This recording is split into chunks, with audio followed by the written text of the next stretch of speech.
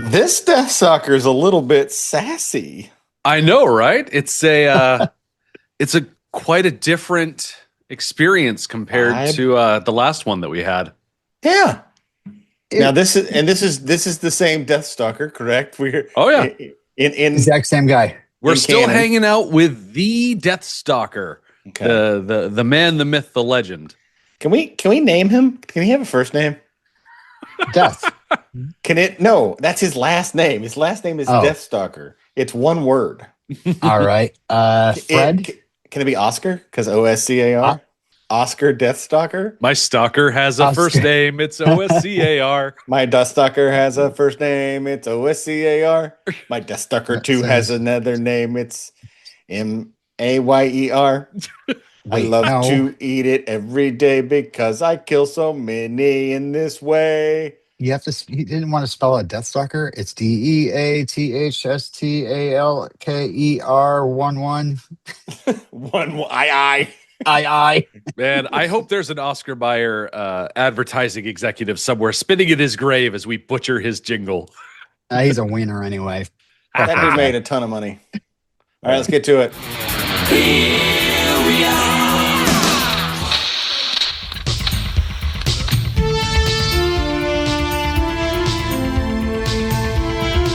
Hey everybody! Welcome back to Swordboys. Oh my gosh, we are in the middle of some great cinematic experiences. My name is Robin. That's In right, the- Dr. Nick. In the middle of? We just Hey, started a everybody. new movie. Yeah, but we're in the middle of the franchise. We're not even close to the middle. The middle We're is not? what's the middle? How many episodes are there total and what's the middle? Is it So when you halfway through have 2, 3? 5 movies, the middle of 5 is 3. 3. All right. Right, but so it's the so 2 cuts into 3 will be halfway done. Yeah. that's why Deathstalker 3 has the subtitle Jimmy Eat World. Deathstalker 3, Jimmy Eat World. This movie has a call out of the title of the movie, and then the title of the movie shows up. Yep. Dude, Woo! This cut's got my sword. It's got Yeah, my spoilers. sword. That's Spoilers. That sold me right. I was like, are you kidding me? Let's go. Yeah. So for anybody who is super lost right now, we are watching Deathstalker 2, Duel of the Titans from 1987. This is cut 1, starts at the beginning of the movie, goes until 25 minutes, 14 seconds, starting with the greatest movie title drop I've ever seen, and ending with Deathstalker single-handedly dispatching an entire hit squad. Mm-hmm. Yeah. I He blew it dispatches lots of already. guys. Yeah, this just like Deathstalker 1, Deathstalker 2 starts strong. First cut, got my sword. So it's just up to the other two to fucking get rid of it. Because Well, as we teased it last time, I was reading in IMDb that Deathstalker 2 is like a parody of sword and sorcery movies. So I'm assuming like I'm really feeling like Deathstalker and Deathstalker 2 are like Evil Dead and Evil Dead 2. It's like, okay, let's do this again, but funny. Mm. and Slapstick. by funny, we're gonna say quips. They're not so actually many funny. quips. It's not funny. Oh. The guy is not funny. And also, since we're doing all the Deathstalkers, we need to now rank. Right now, Deathstalker 1 is Deathstalker 1, and Deathstalker 2 is Deathstalker 2.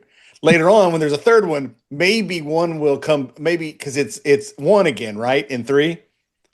So Same actor in 3 is. no, we get a different Deathstalker in 3, and then we get back to the original guy in 4. So my rating may change. Exactly. This is a Downstalker right now. Excuse me? This is an upgrade, baby. This guy's awesome.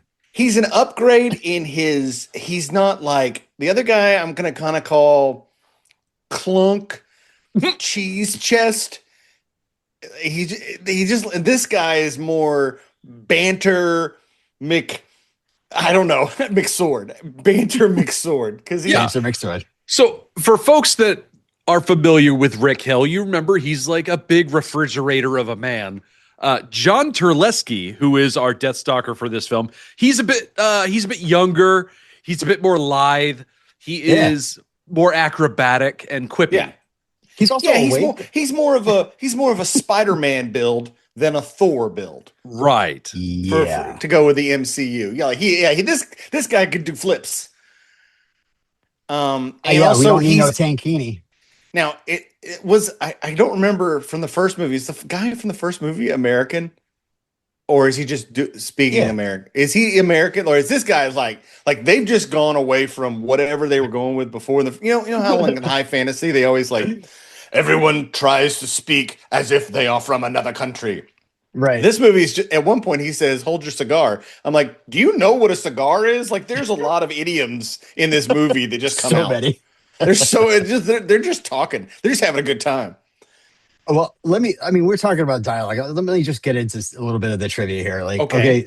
so the only entry in the original Deathstalker quadrilogy here, not written by Howard R. Cohen, who of course is the inspiration for Little Howard, Mhm. is the Deathstalker 2. And that's because Jim Wynorski showed up in Argentina and he says, I flew to Argentina, I got there, and the script was awful. It was just so bad. So I decided to start from scratch and rewrite it with John Terlesky, Deathstalker himself. And we kind of did our own version of It Happened One Night. Every night, John and I would go back to the hotel, rewrite new stuff, and shoot it over the next couple of days. And that's how it came to be. They basically saw this script. This feels like it's ad-libbed. This is an ad-lib script. Yeah, this is a Judd Apatow Deathstalker. Everybody's doing bits. Everyone is doing doing bits. I mean, listen, when you want to do high fantasy sword and sorcery, get the guy who did Chopping Mall. Yeah, and some of the cast of Chopping Mall while we're at it. I mean, Johnny Terlesky, a few of them were actually Tony Naples. in Chopping. Yeah, and John Terlesky, like I know that he's that guy. He's been in a shit ton of stuff, and now he's like a director. Like he directs like real stuff. Yeah, like The Rookie, Agents of Shield, Grey's NCIS Origins, Quantum Leap, Blacklist. He's a journeyman. He's a journeyman director. That's because he got into directing when he co-directed the Pandora Project, which was a Daniel Baldwin vehicle with Jim Wynorski. Like, so these guys were like working together, and finally he was just like, "I'm gonna go direct." And he's directed so many different TV series, you'd be surprised. It's ridiculous. I was looking it up. Even if he made the league minimum for this, you know, like because they're all part of guilds, so directors don't get shit on. Directors always make at least a certain amount. He's making $38,000 to $60,000 per episode that he directs. Wow! Depending on there's a I'm sure there's more, and also if you do a pilot, it's like 75 to 100 because you may not get picked up. Mm-hmm. But I was like, that's because I was looking at his career. I'm like, oh, he only does 5 episodes here, 3 episodes there, but he's been working constantly through the 2000s. Doing 1 to 5 episodes a year of something. I'm like, he's making $250 plus easy. Good for him. Yeah. Good for him. Exactly. And he is, I will say, he may not physically be a better Deathstalker. He's a more fun Deathstalker. Exactly. Because the other guy is like just kind of holding in the gay. Like in the first movie, I felt like he was like fighting in a lot. Is that a Simply Red song? When he fights with Tankini at the end, it's just like he's fighting with it. This guy is like, hey man, I might be poly. I don't even know. Because I'm all about being around. Like he's just having a great old time. Yeah, when he's sneaking around the hallway in Sultana's fortress and he's about to steal the gem, like he's got this lady in tow. He's got this what's the lady from Temple of Doom, Willie Scott. Yeah. And he lays a big kiss on her face and then says, "Leave so that I can do my thing." There's a lot of Indiana Jones in this first cut as well. Well, because remember this is 1987. Mm-hmm. So Indiana Jones is still in your head. They've just done 2 of them, and they're like, well, okay, we're down here in Argentina. What do you want to do?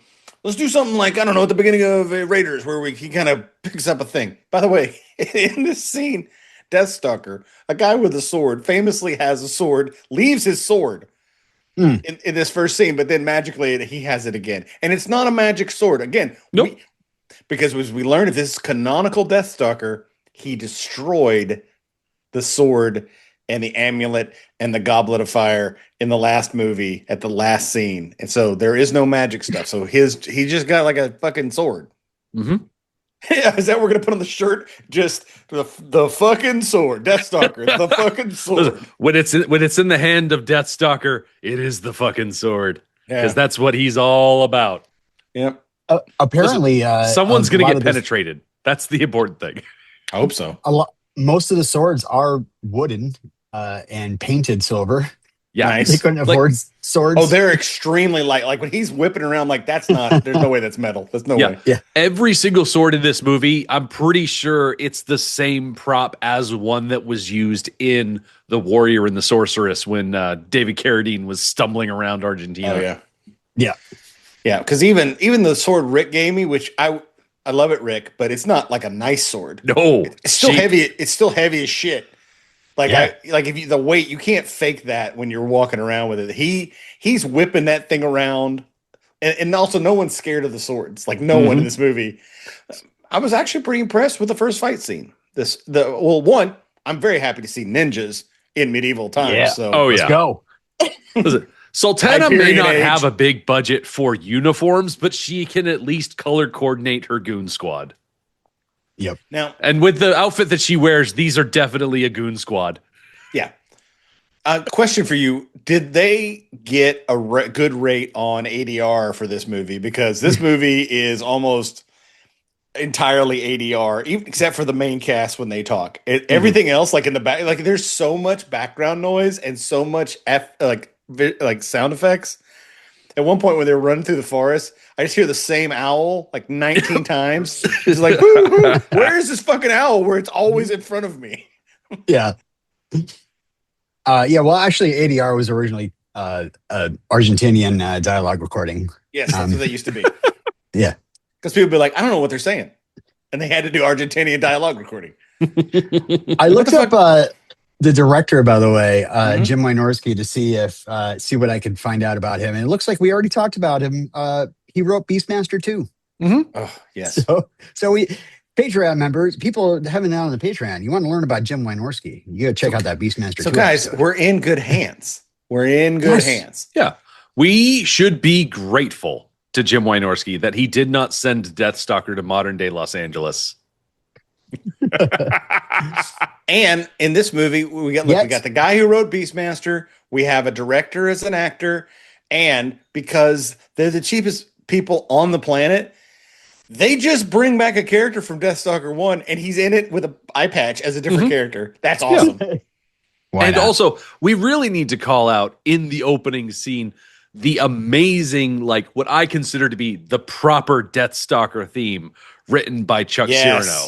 Yes, I actually changed from our first episode to our second episode.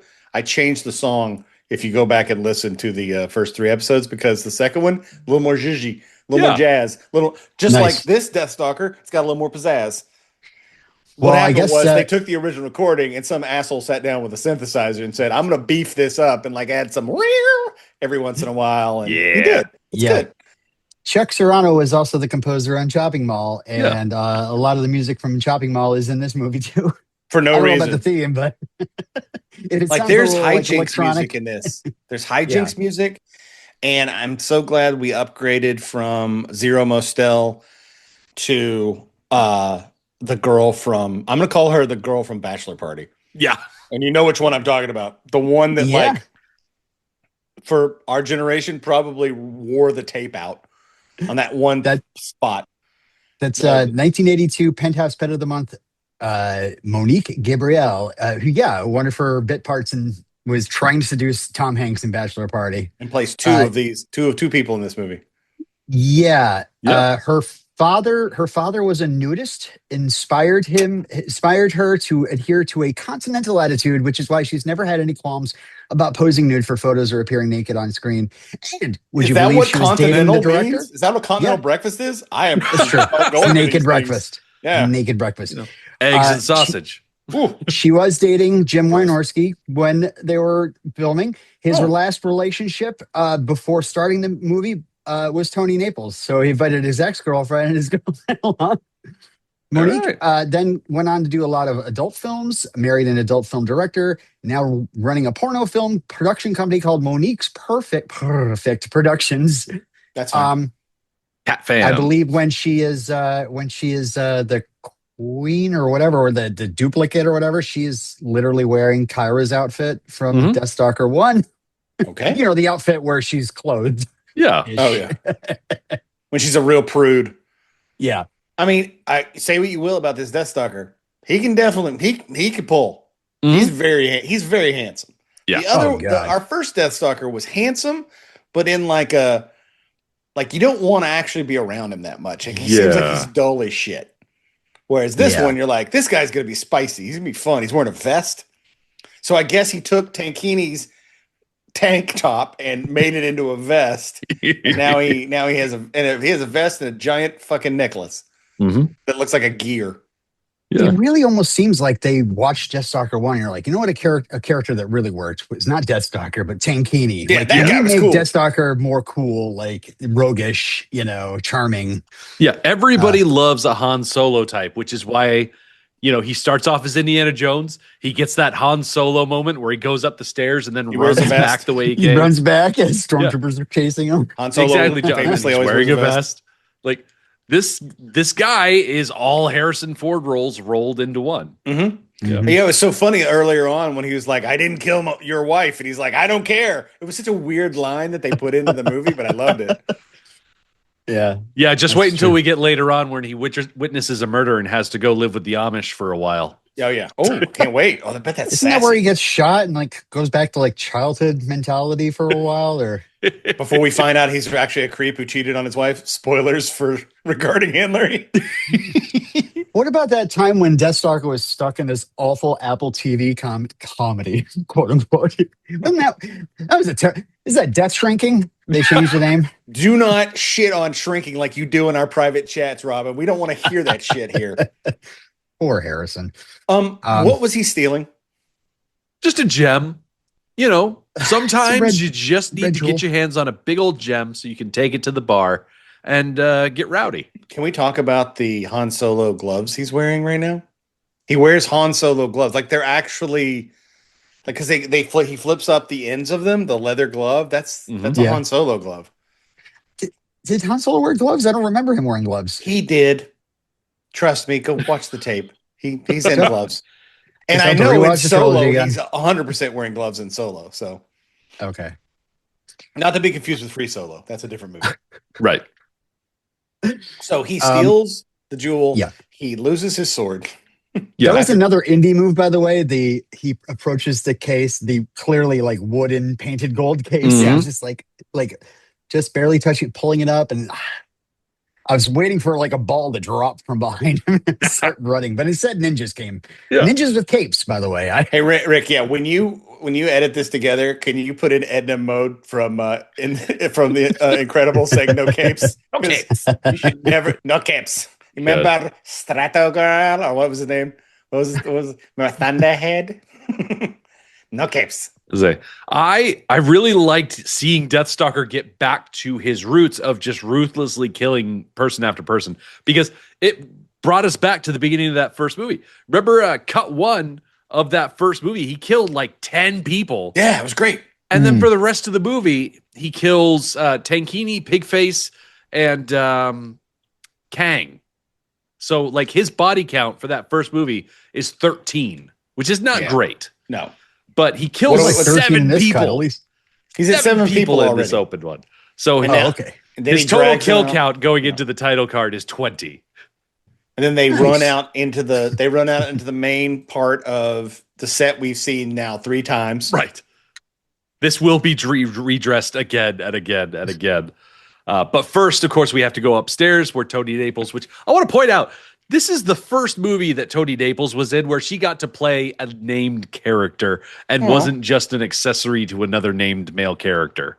Oh, so she got agency? Is that what you're trying to say? Exactly. So in this movie, she's Sultana, where before she was like Bob's girlfriend or James's wife. I have she was lead bathing beauty in Shopping Mall and Dream Girl in Dr. Detroit.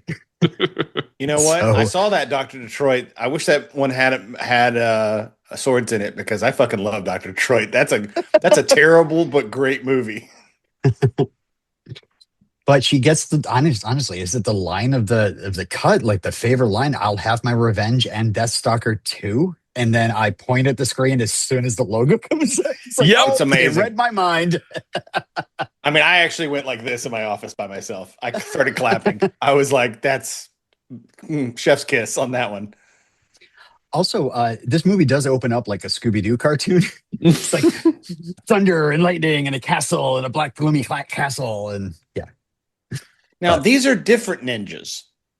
Well, they're super ninjas. Well, because the ninjas wear capes, but then later on when we see Bachelor Party, she's with a new group of ninjas, and these are the wicker ninjas or rattan ninjas. They wear rattan all over their bodies. I don't quite understand the sex of ninja. Well, the great thing about these guards that are throwing Bachelor Party out of the bar is that they are dressed exactly like Munkar's guards, because when we go inside the bar, we're going to start recycling footage, and we need to have continuity. Yeah, what the fuck okay. First of all, there's a bar. Great, love a bar in a movie, because if you're writing a Star Wars ripoff with Han Solo, you have to have a bar. Yeah. So they go into the bar. The bar has, as Robin has as his background, a Buds for food. And it's all in English, and it's open 24. Okay, so they're on a planet where it's 24 hours. There's kegs that say beer in big bold letters next to, I'm trying to move out of the way. Yeah. Well, this movie has no qualms with like any sort of weird, like they're not trying to be sword and sorcery, Hyperion Age. They're not trying to be anything, even though they do reference Conan. Mm-hmm. Yeah. Which means it's a shared universe. It also says it's open 24 hours, which is just like, okay, so are they on the same planet as us? I don't know. Oh, yeah. And they bring up Merlin the Magician in this first bit here. Like, okay, what Merlin? Year is it? What's happening? Where is McLeod? In the first movie, remember there is also in the distance, that same shitty shot they use in this one, there is a castle. So we've got kind of a medieval-ish time span we're going with, but yeah, I don't know, but the wicker ninjas and just normally that kind of stuff is kept for Hyperion Age, which is like this in between age, like when Atlantis was still around, the magic of Atlantis, but it's not quite the Middle Ages yet. This isn't some sort of after time where everybody has seen every sword and sorcery movie and we can get all the references. We kind of like trade references back and forth in dialogue. You're saying these are a bunch of sword boys. They could be. Yeah. These are all sword boys. I like to know that we have fans that from the future that are going to someday come back and listen to the podcast and be like, that's what we should do. We should definitely watch all the movies and then we'll get the references. Yeah, right. And follow along with our podcast to get the most accurate coverage as well. Exactly. Yes. we anything if not thorough. Yeah. We start in the Hyperion Age. And so these guards are harassing Bachelor Party. Deathstalker walks up. He's like, hey, normally I'm cool with women getting knocked around. That's A-okay in my book. Yeah. But here we go. 3-on-1 is what he takes issue with. He didn't even pull out his sword yet. He's just using a shovel. Yeah. Hey guys, is a shovel a sword if used that way? Does it? A shovel is a sword with a very long handle and a very short, fat blade. So it's like a chode. Exactly. It's a chord. Chord. Okay, we have to write rules for the chord. It gets the job done. I'm not sure if I can get behind this, guys. Why? I mean, is it the length? Are you a length queen? Are you a length queen, Robin? No, it's that I get so annoyed when Deathstalker keeps shoving his sword into the ground, and I'm like, well, talk about a sword that you shove into the ground a lot is a shovel. Yeah, that just doesn't seem right. Well, these guards get off easy, whatever it is. Especially with idiot and the two runner-ups. Especially with the opening move being Deathstalker throwing a shovel full of sand into the first guy's face and pocket sand, and he goes down. And I do love the third guy who actually has some sense where he's like, I don't even know these guys. I know. Exactly. Take it easy, he says. I don't even know these guys. I'm like, God, this dialogue is so awesome. It's so stupid. Yeah, and they go in. They go into the bar, and then they just show Deathstalker 1. Yep, it's the same music from Deathstalker 1 from that Munkar's party orgy. It's a downgrade though. Look at the fucking rocks on the walls. It's bad. Like it's foamy as shit. It is. As someone who builds stuff out of foam a lot, you could have done a little weathering to that, guys. You could have put a little goo on it or a little lichens or a little something. But instead, it's just like one color. Everything's one color, made of the same. Because someone went through with a spray paint, just like spray painted all this whole set. And then we see Goat Man. We see Pig Man. Yeah. Pig Man does the Pig Man double take. Mm-hmm. That's where I was like, hey, wait. At first I was confused. Like, wait, is this a prequel? And then with Goat Boy showing up and then, Pig Face or whatever, he like picks up the head and looks at him like, oh, come on, guys. I was so excited for Pig Boy to be back. Yeah, just don't. Like, I understand you're writing this like on the fly, but you can't just add shit that was already in the movie that was good. Also, I don't understand. I don't think the people that set dress this understand how food works. They've just got food dangling from the ceilings everywhere. If people would, and also I really like when they're fighting. If you watch really closely, all of the people who are doing the stuntmen, like there's a lot of like looking and like waiting for the jump, waiting for the sword, waiting for the punch. Like there's a lot of 3, 2, 1, and and I almost hear them counting in their head, like 1, 2, 3, 4. Like they're doing. It's pretty bad. Yeah, well, they didn't have Tankini to do the fight choreography. Oh yeah, who'd fight choreographed this? That is a good question. That would be, I believe Deathstalker himself helped out with a lot of this choreography, as well as Jim Lazar, who we're going to meet later. Yeah, I did see that they didn't want to pay for stunt doubles, so a lot of the actors were doing their own stunts. Okay. Which is probably why they were acting the way they do during the fight. So, whoop. Okay. Yeah. I did ask the internet what the budget for this movie was, and it gave me a number. Do you guys want to guess what the number was? $125,000. $725,000. Because the internet is telling me that they had $400,000 for this movie, and we split the difference. I was going to say it looks it. Did we just Jimmy Eat World that too? Yeah. Jimmy Eat World sang a song called "The Middle." Jonathan, sorry. Thanks. Now, one of the things I enjoyed was that the doors open. They go riding out because Bachelor party sends them out the back door after the fight. I feel like we need to Do we need to go through this fight? We need to call out at least a few details for this fight. Yeah. There's no swords. Because a lot of the meatheads that we see in this fight, we are going to come back later. They are going to get names, so we're going to get to see them in action in a different format. But I feel like there's one character in this scene that was probably Robin's favorite, and that is the most dedicated castanet player I think I've ever seen. Oh, Jiggles? Jiggles is my favorite. And the best thing is she's like a belly dancer, but yet it's more like she's like a boob dancer. Just kind of jiggling around. And my favorite part is during the fight, these two guys are like fighting, and then they stop to look at her, and then they keep fighting. And one of those guys is Jim Wynorski, by the way. So, yeah. Well, I mean, I thought you meant like the people actually in the fight. One of my favorites was Fat Roach. Not Pat Roach. Fat Roach. But the guy was like definitely. I'm trying to emulate Pat Roach. Yeah, if you're ripping off Indiana Jones and then they have to do the whiskey trick on the bar. He doesn't say whiskey, but it's pretty much the same thing. The place doesn't get set on fire. They didn't have the budget for that. So the other character I wanted to point out is the one person that isn't participating in the fight, and that is, of course, our old friend Marcos Wojnski, Garget from the first movie. He's wearing pretty much the same costume, but he does have the eye patch, so he is someone new this time. Yes, now he's also dubbed over with a ridiculous Russian accent that we're going to hear later on. His name is Pirate. Yeah. Although later he's called Chin. Yeah, his name is Chin the Pirate. Chin the Pirate. Okay. But on IMDb, it just says Pirate. Yeah, I know. I don't know So is why. his last name Pirate?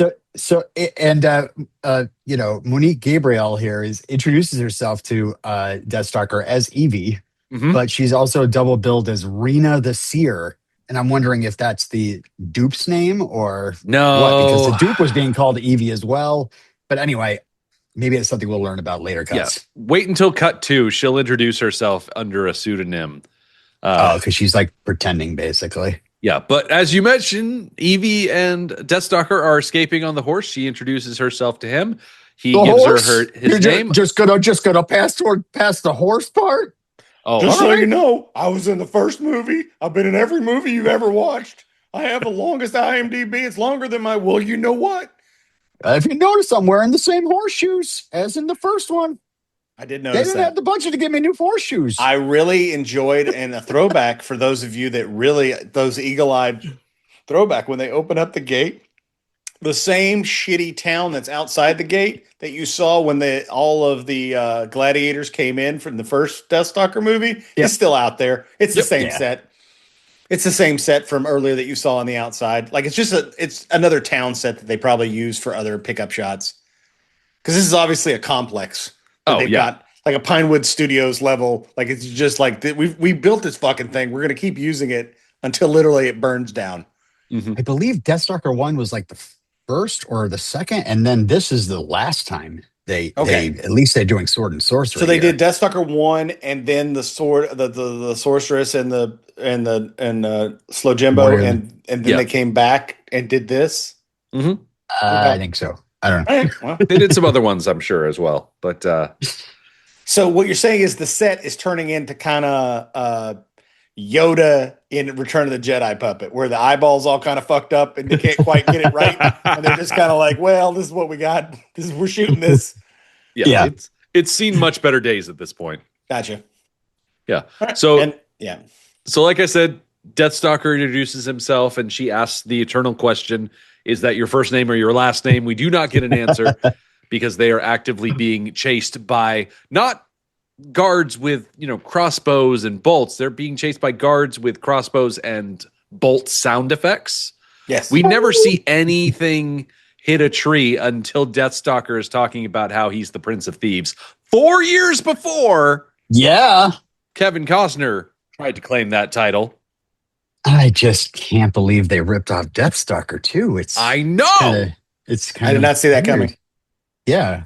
I mean, we owe a lot to Deathstalker too, honestly. Listen, you gotta wake up pretty early in the morning to sneak one past Deathstalker. Well, she even says you're robbing from the rich and giving the poor. That's a Robin Hood line. You know who Robin Hood is? And Merlin? And cigars? He's like, no, I rob from the rich and I pretty much keep it. Yeah. And yes, to answer you, Rick, it is early in the morning. It's dumb shit like that I absolutely love with this movie. So funny. I'm sorry, I'm laughing. Monique Gabriel cannot act her way out of a paper bag. She's terrible. She's so bad. But the stuff that she says and the way that she says it has she's got chutzpah. It's got a comedy all of its own. Yeah. And say what you will about. And she about makes stew. Yeah. Say, hey, guys, we love soup. We're soup boys. Everyone knows this.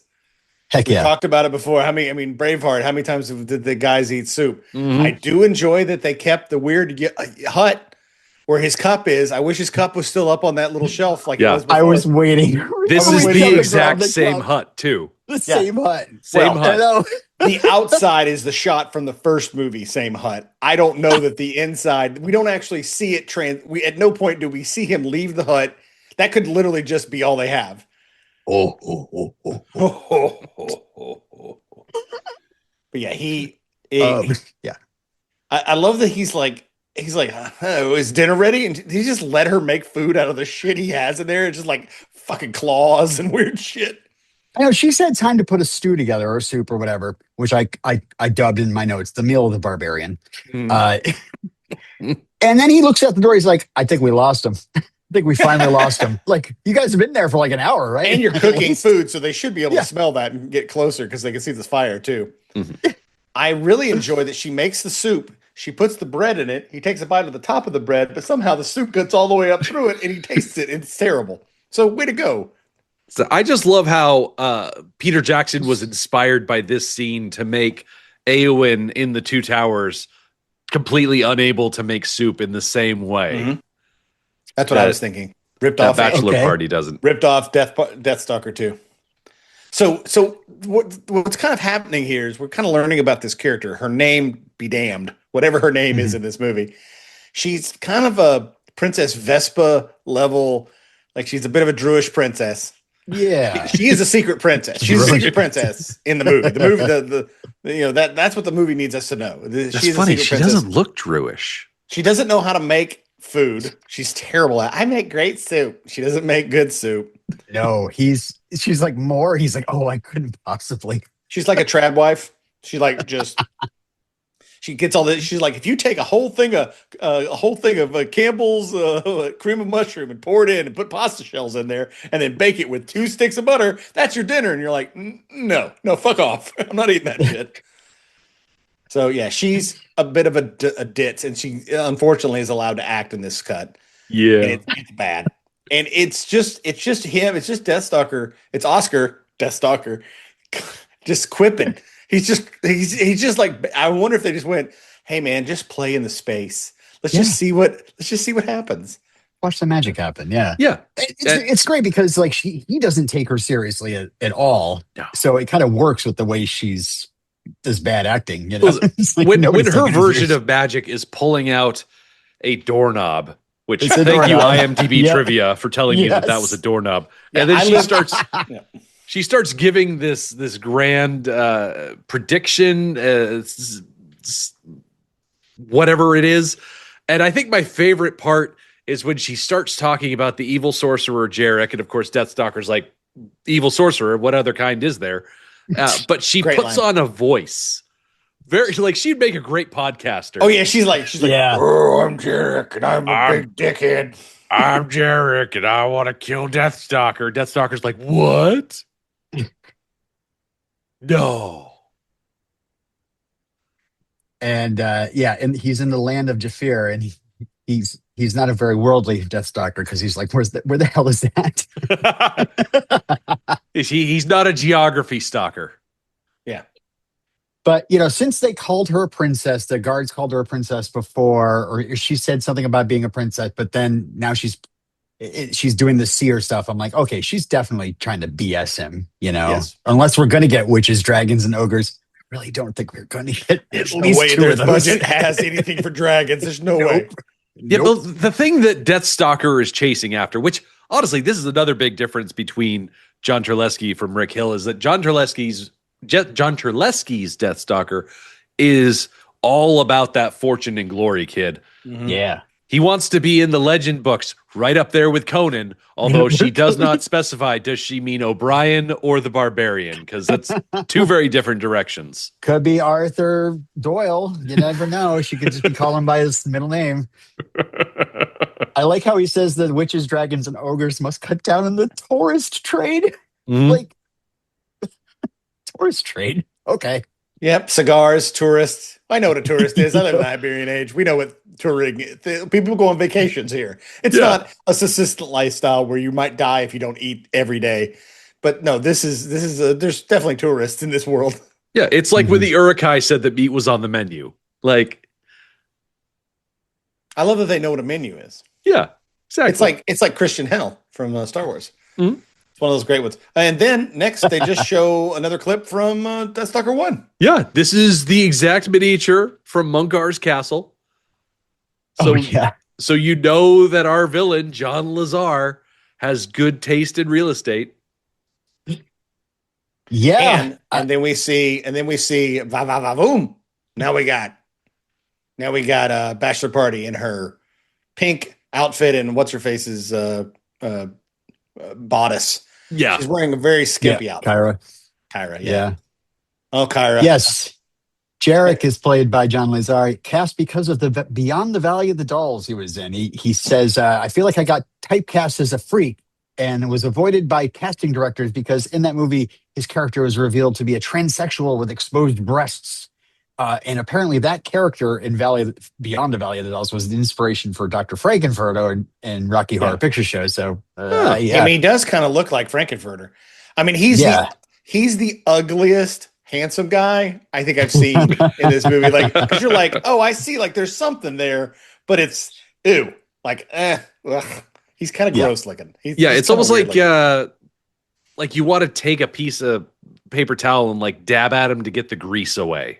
He's contoured. Like his cheeks have been makeup contoured. Like he definitely has that Frankenfurter look. Yeah. But yeah, he should be in an Argentinian soap opera. This guy. That's the level at which the lighting. I mean, the lighting in this movie. I will say the lighting in this movie. They decided we're not going with torches because torches flicker. We don't have any budget for that, so we're just gonna have like everything's just really well lit. Yeah, Mm-hmm. We're gonna no light shadows. it up. It's gonna be as lit, as flat as a Zoom call. Yeah, I feel like I'm watching a play. I feel like I'm watching someone recorded a play on a stage. That's the lighting. It's not really shot from too many angles. No. There's a lot of candles there. I mean, they're throwing off a lot of light. There's a torch literally behind him that's not lit. It's right behind him. It's just on the wall. They're like, no, fuck that. If we do that, it's a whole thing. Like we're in an Argentinian basement already. We're gonna die if we light these fires. Why is she eating banana? Oh, she's not eating that banana. Why. She is filleting that banana. But why? Where are they that they have bananas? I mean, I know they're in Argentina, so they probably do have. They probably are bananas. Belafonte is actually pretty big in Jafir. The whole Banana Boat song really rocks there. Hey, we also see that you guys keep calling her Bachelor Party. I'm resisting it. Monique here is in 2 parts, right? So Jim Wynorski says, I wrote 2 parts for her because it gave me an extra person. I needed a lot of people who could speak English. And so by creating a dual role for Monique, I created yet another character. So Monique is the one with the mounds, and Unique is the one that is stupid and dressed like a beggar. Is that what we're going with? Well, she has 2 first names. She's Monique Gabrielle. So which is which? Is 2 first names. Monique a throne sitter or Gabrielle a throne sitter? It could go either way. Gabrielle's more of a Xena sidekick. Well, I'm glad they when they picked the bad guy, they said, well, our Deathstalker's not really ripped, so you don't have to be ripped either. Let's just have like 2 just kind of average dudes as our main bad guys. They're trying to make it more realistic, more grounded.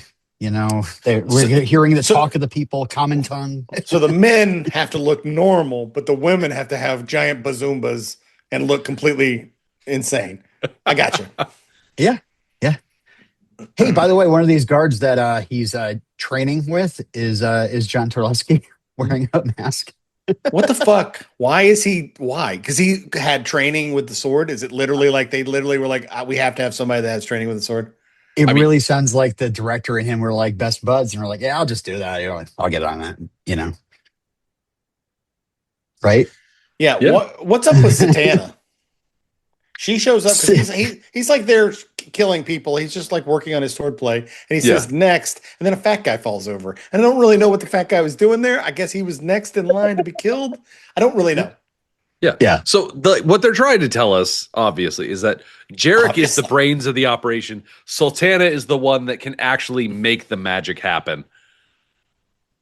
Oh, so she's magic? Oh, okay. You're telling me? Sultana was the one that helped Jarek make the Evie doppelganger that was filleting the banana before. Gotcha.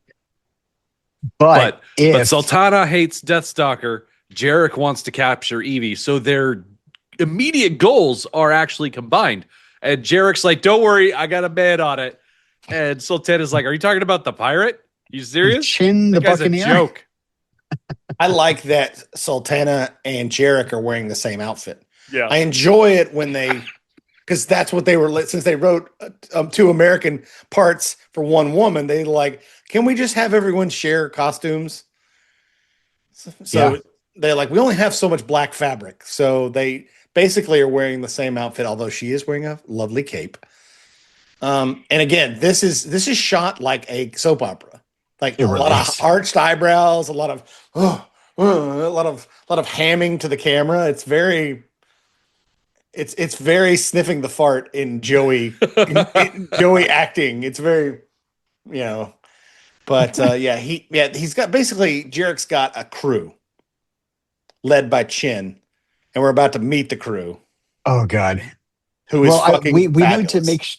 we need to make sure that we remember that according to this whole curse or this spell or whatever, if the real Evie dies, then the duplicate dies. And Jarek has been trying to perfect duplication spell and maybe just replace everybody with like I don't even know how like who is this person that is this a duplicate of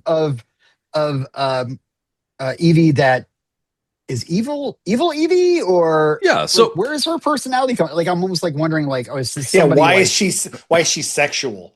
Whereas the other Evie seems she may be sexual too. I haven't gotten through the whole movie, but I'm just yeah saying like right now she's kind of playing it, not playing it. She's dumb and kind of a brat, and the other one is sultry. And well, I seems imagine that when you create a doppelganger, you can like put some intention into it and kind of Mhm. mold them a little bit yeah. as they're being created.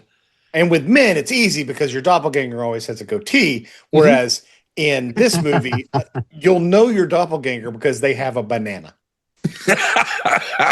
So you got to That's how I always. recognize mine. So if you ever see someone that looks exactly like you with a banana, they're your evil doppelganger. You Mhm. should know that. Or maybe sexy doppelganger. I don't know that she's evil. I just know Yeah. that like Men get evil doppelgangers with the goatee. Women get evil, sexy doppelgangers gotcha. with the banana. Yeah. Well, that happened in Star Trek too. If you remember, like when Yeah. they went to the Mirror Universe, all their midriffs were showing in the costumes of the women from the mirror dimension. Yeah. So they were just as horny as Robin was. Men Back, go evil, back in the women get 60s. horny. Yep. My God. I am wondering if like because I'm now thinking about Munkar's spell where he Okay. turned into Kang. So You there's a need to lot of stop like worrying about Munkar, okay? Yeah. I'm We're gonna tell you done this with right now. Munkar. Munkar well, is I'm just over. thinking about magic in this world. Like, okay, is this the same kind of deal, or Are you is thinking? he turned somebody else into I got Evie? it. Or Are you asking if he has doorknob magic or if he has no, she Munkar definitely does. bloody puppet magic? There's two different kinds of magic. So Yeah, I don't know. Yeah. So we do get a lovely little scene with our three main characters, Clompy, Deathstalker, and Bachelor Party. Thank you. oh, Bachelor Like we Party get reaction talks. shots from the horse. That's the best part about this. Yeah. And we get another mention of Prince of Thieves. She doesn't think he's not a real prince. Like, and would you marry a real princess? No, that brings out the worst in a woman. If they're a princess. And yeah, Chin is in a tree. You know, And classic then Chin's in a pirate bar. behavior. And then Yeah. Chin's in a bar drinking out of those mugs that my father or grandfather had back in the old days that like said you were drinking like a beer stein. Like these were like 1980s kitsch to have those kind of beer mugs. Because they're tiny. If you look at his hand, it's the smallest thing you've ever seen in his hand. Doesn't this look big in my hand? Is that a pint? No. It's an eighth a cup.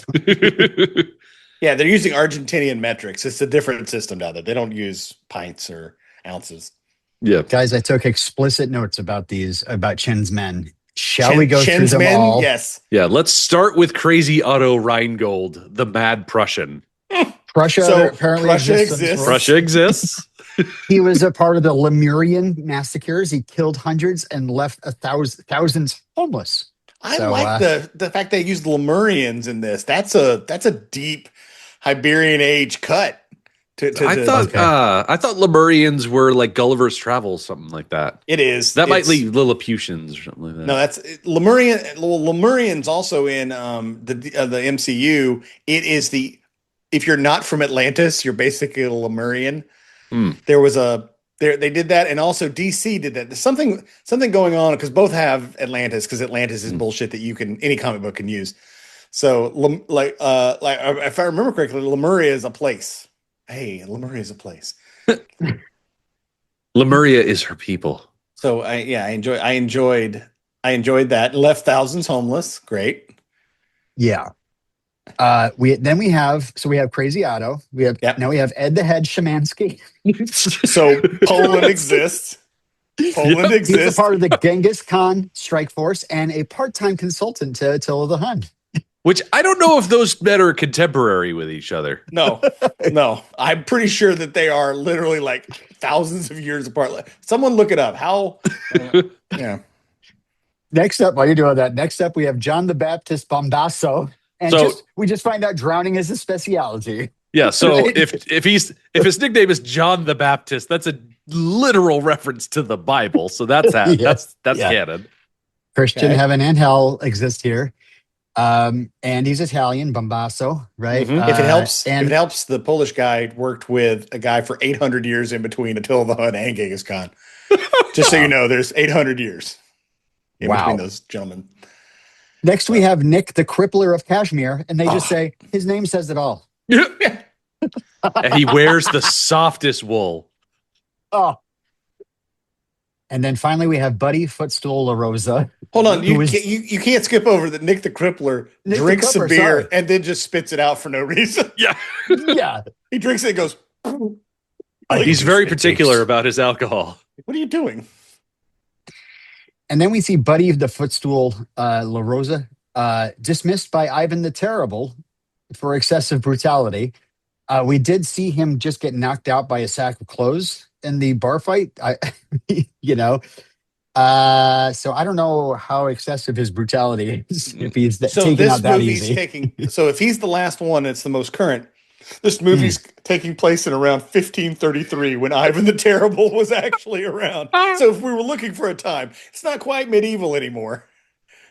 We're about to the new world's been discovered. America's been discovered at this point. Yeah. Deathstalker can go. Oh my God, Deathstalker can go to America. I'm fucking for it. I can't wait for that. Do you think that like Chin got access to a time traveling telephone booth and just kind of collected his henchmen throughout time and brought them here? Like Wayne's like a Bill Oh, and Ted? like a time bandits. Yeah, yeah. Oh, I was thinking more of Bill and Ted, but Bill and Ted. Yeah, that too. Yeah. Is it? I think it's mean that they gave the little guy the biggest stein to drink out of. Come on, man. Don't do him that way. And they called him Footstool. That. Yeah, that's not the best either. Not cool. Not cool. He's differently abled. Who's your guy? We got Crazy Otto. Who's Ed the my Head, guy?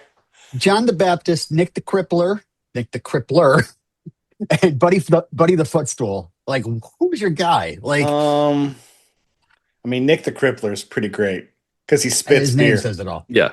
Yeah, and his name says it all. They're all so good. They're all so good. Can't I have character? I mean, when I had this poster when I was a kid, it had all the gang on it. It had his gang. I was just in awe of that. It was that poster and my NXS poster were sitting next to each other on the wall, framed, and I would lay on my bed with my feet up behind me as I sat there and looked at it. Like, who's my guy? Oh, Nick the Crippler, why won't you pick me up and take me away from the small town that I've grown up in? I do like that. I do like Ed the Head Shemansky, just because the name also says it all, and also he's a Genghis Khan strike force, like the Genghis Khan strike force. Like that seems like a superhero team, and just part-time consultant to Attila the Hun. So he did some gig work as well to kind of make up the bills. Just like, oh man, I wish I could get full-time consulting. Yeah, it shows a shrewd business mind to contract yourself out like that. He is the head. And at no point did they say they had explosive arrows, but guess what? They have explosive arrows. Yeah, everybody knows if you take an arrow and you put a tennis ball on the front and you spray paint it silver, it explodes. It's something to do with the rubber and the fuzz. Yeah, there's something about the fuzz. And it does seem like there is some stunt doubles here, although Clompy didn't get one, I don't think. No, once Evie and Deathstalker get off of the horse, there's an explosion that happens right behind them, and that horse visibly flinches. And I'm like, oh, I feel bad for the horse now. Yeah, there's definitely someone riding those horses that knows what to do. Otherwise, that horse is going to lose its fucking mind. Yeah. Because there's no way they taught that horse to, like, just be cool with this. So they're trying to kill us. Someone get that lady a cigar. A cigar. He also pulls a why I oughta for that. And that's before he pulls out his shuriken. Right. Yeah. Now, this is a Deathstalker I can get behind. This Deathstalker is an actual Deathstalker. He's not just a sword boy. He's a shuriken boy. He's a knife boy. Shovel boy. You got to be able to use everything. As a sword boy, you can't just, if you only want the sword, you're going to have problems. Like not having a sword. That happens a lot. In these fights, they lose their swords. What are you going to use? So right now, just know that if he turns in any way in that vest, a shuriken may cut his own nipples off. So he has to be extremely like, okay, I'm going to turn now. He can't turn from the waist. It'll fuck up his entire midriff. Rick, something I do need to know. Will we see him bare chested at any point in this movie? Oh yeah. Okay, cut to, we're talking like, you're going to be able to see his underoos underneath the loincloth. He's going to be wearing so little.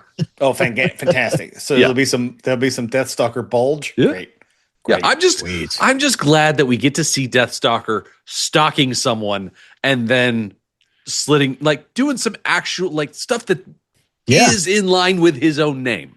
Yes.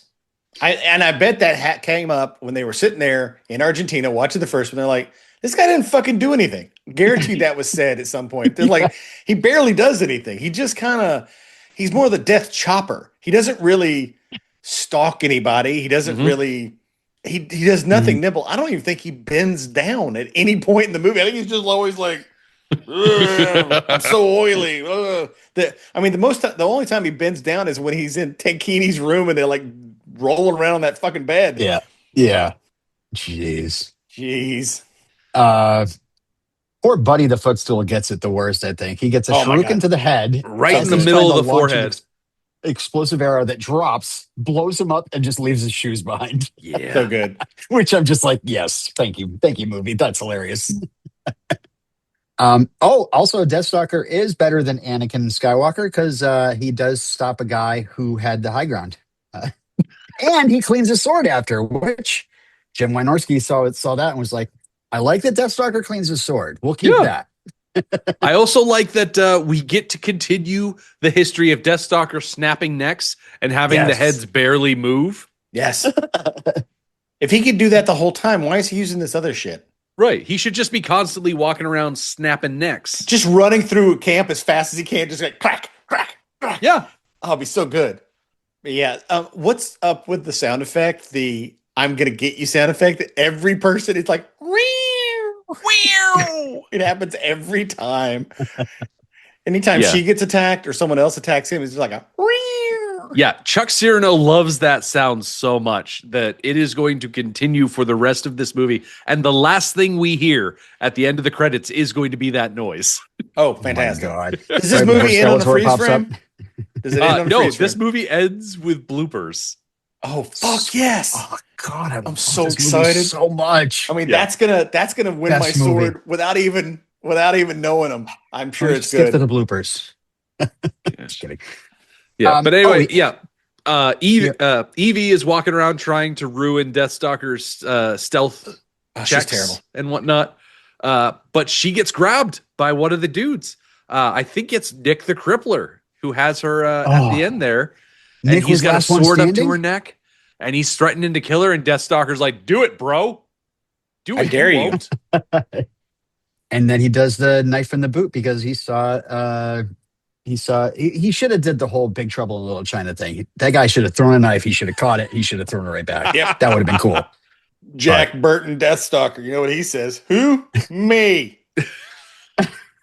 I do like that Deathstalker emerges from smoke machine when to save Evie. Like, hey, just turn the smoke machine on. Little ambiance. Yeah. But yeah, Deathstalker effectively eliminates all 5 of these dudes single-handedly, bringing his total kill count up to 25, of course. Holy shit, that's insane. And how many in this movie so far? Like, you're counting just in this movie, we're talking 12. 12. Okay. And what was he in the last movie? So he was only like 13 or 14. Okay, so he's already almost there. Exactly. Almost he's there. effectively doubled at this point. Okay. Wow. That's how Rambo guy works. for me. What? Mind taking that knife out of that guy for me? It's the only one I got. And then she doesn't. Nope. She just goes, ew. Ew. Why don't you guys call her Willie Scott? This is total Willie Scott stuff. Willie hot. I'm trying to think of boob jokes, but there's nothing coming to me right now. So I'll need a little more time to figure it out. Willie stiff. No, that didn't work. Come on, man. No, you don't like that? You're better than that. You can do better. As a Willie is like a. So that's where this cut ends. Yep. With them cresting a hill into the smoke. Yeah, there's gonna be plenty more adventure where this comes from. I'll tell you that much. This is right before Cobra Kai comes riding over that hill with dirt bikes, right? Yep, wearing skeleton masks and stuff. Yeah. But what happens? When's that going to happen, Rick? When am I going to learn more about this movie? Oh, it's gonna happen next time. Jarek grows tired of his minions' incompetence and decides to use his sorcery against Deathstalker and Evie. Narrowly escaping a horde of zombies, Deathstalker soon finds himself captured by a tribe of Amazons intent on punishing him for his many crimes against Death womanhood. by snoo. Can Deathstalker withstand the might of the Amazons champion? Will Jarek perfect his doppelganger formula? Watch your step for Cut 2 of Deathstalker 2, Duel of the Titans. Zombies I'm and gonna watch Amazons it and doppelgangers. Oh my! Too. Listen, this next cut has everything: zombies, Amazons, yeah, doppelgangers. Does he woo any of the Amazons into sex? Oh yeah, of course. Fuck yes. Yeah. Woo! I am stoked. I am on board. The only way this movie can do it is to ruin the third act. So I'm on board right now. I'm 100% on board for this Deathstalker. Oh, I'm so glad. Same. This is it. This is the Evil Dead 2 of this franchise. I'm changing my ranking because it's not about buffness. This is my Deathstalker 1 and Deathstalker 2 right now. He is my Deathstalker 1. It may change next cut. This is going to be a very confusing map that I'm going to create. But right now, Deathstalker 1 is Deathstalker 2, and this is Deathstalker 1. You may think he's a complete idiot, but he's friggin' entertaining as hell. So he is. He does have whatever it is. I do like talking like his fighting style. I like in the beginning how he like runs a guy through the sword with his sword and then just punches him with the other hand. Like he's dead, but he just needs another punch in the face before he. Like, why are you punching me? God damn it! Jesus, you got me, man. Calm down. I do see in the credits that there's someone named Goro, the Amazon champion wrestler, as Queen Kong. I don't know what that means, but I'm here for it. Yeah. Just wait. Oh yeah. I can't wait. I am so excited. Yeah. Yeah. This was not as horny as the first. Deathstalker 1's cut 1 is hornier than this Deathstalker 2 cut 1. But Jiggly carried me a while there. But it's got a lot going for it. It's got a lot going for it right now. So I'm excited. All right, we'll see you in 2 weeks then. Clink clang. Clink clang.